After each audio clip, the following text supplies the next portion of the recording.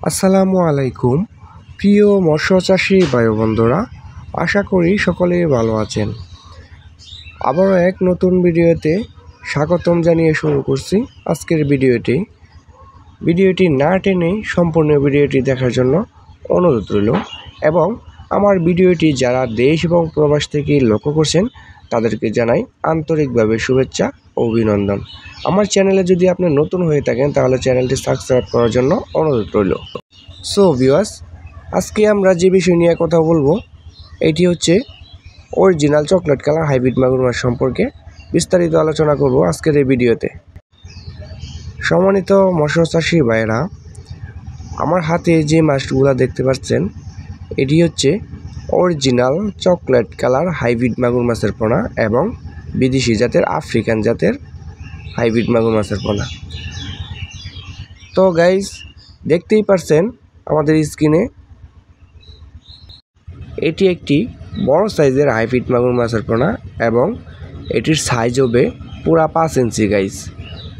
তো এটি যদি কেজি হিসাবে গুনতে যান তাহলে কিন্তু 1 কেজিতে ধরবে 100 পিস, 100 পিসে কিন্তু 1 কেজি হবে গাইস।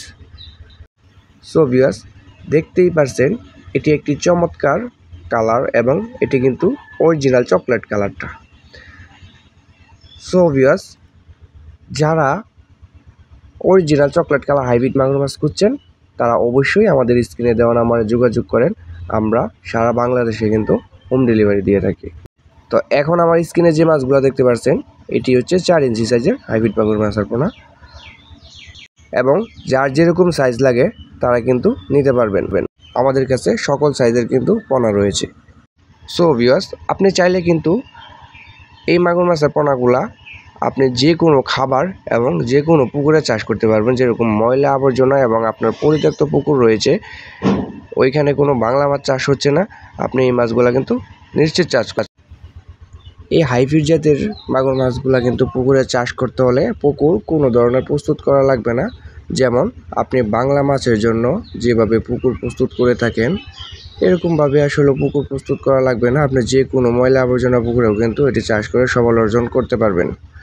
সো ভিউয়ার্স, আপনার এই মাছগুলা কিন্তু পুকুরে চাষ করতে হলে তেমন একটা খরচ হবে না। যেরকম ধরেন বাংলা মাছের যেভাবে বাসমান খাদ্য খাওয়াতে হয় এটাকে আসলেও তেমন পরিমাণ বাসমান খাদ্য খাওয়াতে হবে না এবং কি এই মাছের খাদ্যগুলো আপনি বাসা থেকে নিজেই তৈরি করতে পারবেন একদম কম খরচের মধ্যে।